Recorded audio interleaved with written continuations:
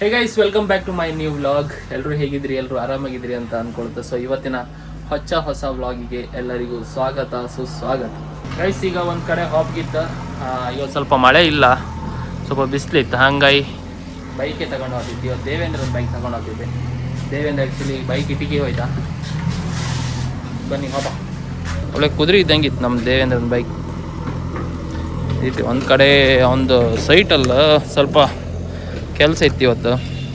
ಅಂತಿತ್ತು ಪ್ಯಾನಲ್ ಅಂತದ್ದು ಬತ್ತಂಬ್ರಪ್ಪ, ಅದು ಇಳಿಸೋಕಿತ್ತು ಅಂದ. ಈಗ ಅಲ್ಲಿಗೆ ಹೋಗಿ ಮರವಂತೆ ಫಿಶಿಂಗ್ ಹಾರ್ಬರಿಗೆ ಹಾಕಿದ್ದ. ಎಲ್ಲ ಮೀನೆಲ್ಲ ಟೆಂಡರ್ ಆಗ್ತಿರುತ್ತಂತೆ. ಸೊ ಅದನ್ನು ನೋಡುವ ಅಂದೇಳಿ ಅಂದ್ಕೊಂಡದ್ದು. ದೇವನ್ ಗಾಡಿದು ಹೊಗೆ ಚೆಕ್ ಟೈಮ್ ಮುಗ್ದಿದ್ದಿತ್ತು. ಹಂಗಾಗಿ ಮಾಡ್ಕೊ ಹಾಪ ಅಂದೇಳಿ ಕಣ್ಣೂರಿಗೆ ಬಂದೆ. ನಮ್ಮ ದೇವೇಂದ್ರ ಕೆಲಸ ಮಾಡ್ತಿತ್ತು ಸೈಟ್ ಇದೆ, ವಿದ್ಯಾ ಅಕಾಡೆಮಿ ಮೂಡ್ಲಕಟ್ಟಿ. ರೆಡಿ ಆತಿತ್ತು. PUC ತನಕ ಏನೋ ಆತ್ತಂಬ್ರಪ್ಪ ಇದು. ನಮ್ಮ ದೇವೇಂದ್ರ ಇಲ್ಲೇ ಇದ್ದ. ಎಷ್ಟೊತ್ತಿ ಬತ್ತಾ? ಬರ್ತೀಗ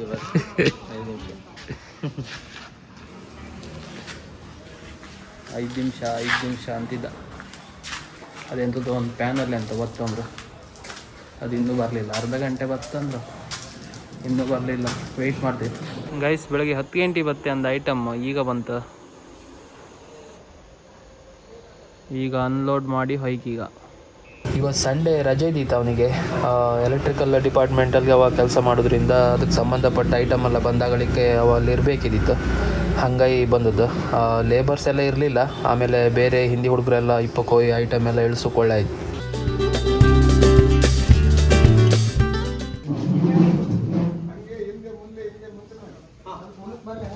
ಇದೇ ಎಲೆಕ್ಟ್ರಿಕಲ್ ಪ್ಯಾನಲ್. ಕಾಂಬಕ್ಕೆ ಡಬಲ್ ಡೋರ್ ಗಾಡ್ರೇಜ್ ಇದ್ದಾಗಿತ್ತು. ಬಟ್ ಪ್ರೈಸ್ ಮಾತ್ರ 8 ಲಕ್ಷ ಇತ್ತು ಅಂಬ್ರ. ಅದಕ್ಕೆ ಕೇಂದ್ರ ಶಾಕ್ ಆಯ್ತು ನನಗೆ.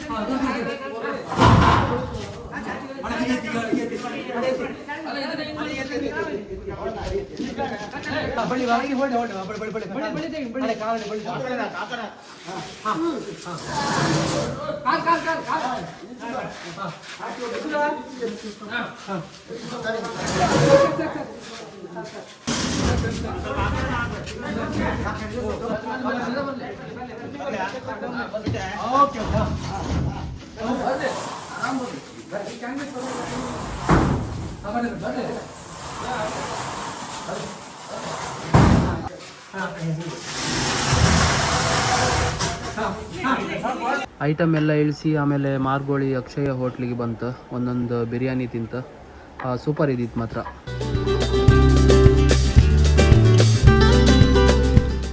ರೋಡ್ ವ್ಯೂ ಮಾತ್ರ ಸಖತ್ತಿತ್ತು. ಕಡಿಕಲ್ಲಿಂದ ಸೀದಾ ಮರವಂತೆ ಫಿಶಿಂಗ್ ಹಾರ್ಬರ್ ಕಡೆ ಹೋಯ್ತು. ಬೆಳಗ್ಗೆನೇ ಹೊಯ್ಕಂದು ಮಾಡಿದ್ದು ಮರವಂತೆಗೆ. ಬಟ್ ಲೇಟ್ ಆಯಿತು. ಅಲ್ಲಿಂದ ಹೊರಡುವತ್ತಿಗೆ 1:15 ಆಯಿತು. ಐಟಮ್ ಬಂದದ್ದೇ ಲೇಟ್ ಆಯಿತು. ಹಟ್ಟಿ ಕುದುರೆ ಸೇತುವೆ ಮೇಲೆ ಹೋಗಿ ಹಟ್ಟಿಯಂಗಡಿ ಕ್ರಾಸಿಂದ ತಿರುಗಿ ತಲ್ಲೂರಿಂದ ಸೀದಾ ಮರವಂತೆ ಕಡೆ.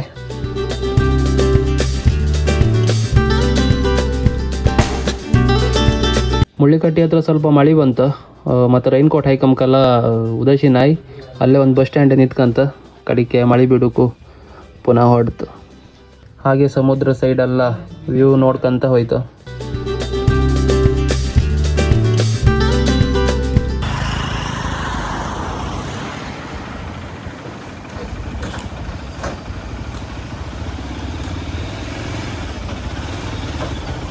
ಬೀಚ್ ಸೈಡೆಲ್ಲ ಕಣ್ಕಂಡು ಬಂದರ್ ರೋಡಿಗೆ ಎಂಟ್ರಿ ಕೊಡ್ತ ನಮ್ಗಿಂತ ಮುಂದೊಂದು ಮೀನು ಲಾರಿ ಹೋತಿತ್ತು. ಇಲ್ದಿರೋ ವ್ಯೂ ಇನ್ನೂ ಚಂದ ಬತ್ತಿತ್ತು.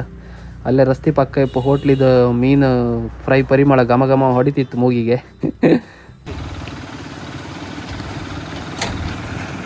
ಕಾಣಿ ಎಷ್ಟು ಚಂದ ಇತ್ತು ಸುತ್ತಮುತ್ತ ತೆಂಗಿನ ಮರ ತೋಟ ಎಲ್ಲ. ಮೇನ್ ರೋಡಿಂದ ಒಳ ತಿರ್ಗೋಕ್ಕೂ ಒಳ್ಳೆ ಹಾಫ್ ರೋಡ್ ಥರ ಇತ್ತು. ಫುಲ್ ಹೊಂಡ ಕಂಡಿ ನೀರು ಬೇರೆ ಎಲ್ಲ ಹಾರ್ಸ್ಕೊಂತ ಹೋದ ಗಾಡಿ. ಒಳ್ಳೆ ಮಜಾ ಇದ್ದಿತ್ತು ಮಾತ್ರ.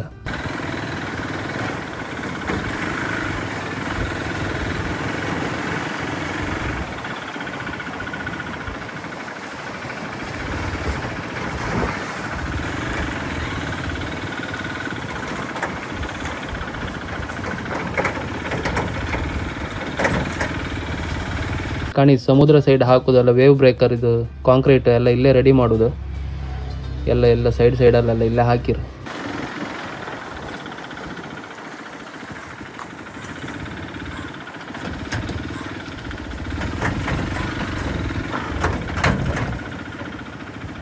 ಕಾಣಿ ಸುತ್ತಮುತ್ತ ಎಲ್ಲ ಕಲ್ಲಿಂದೆ ರಾಶಿ, ಅದ್ರ ಮಧ್ಯ ರಸ್ತೆ ಹೊತ್ತು ಸೂಪರ್ ಐತ್ ಮಾತ್ರ.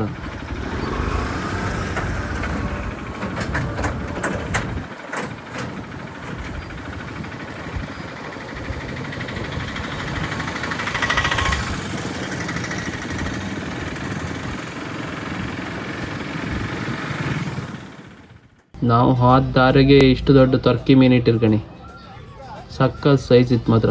ಅಲ್ಲೇ ಸುಮಾರು ಹೊತ್ತು ಟೈಮ್ ಸ್ಪೆಂಡ್ ಮಾಡ್ಕೊಂಡು ಕಡೆಗೆ ದೂರದಿಂದ ಎಲ್ಲ ಮೀನೆಲ್ಲ ತಗೊಂಡು ಹೋಗಿ ವ್ಯಾಪಾರದವರೆಲ್ಲ ಬಂದು ಟೆಂಡರೆಲ್ಲ ಆತಿದ್ದಿತ್ತು. ಕಡೆಗೊಂದು ಗಟ್ಟೆ ಮಳೆ ಬಂತ. ಸೊ ನಾವು ಟೆಂಡರ್ ಮಾಡೊಳಗೆ ಕೂಕಂತ ಫುಲ್ ಜನ.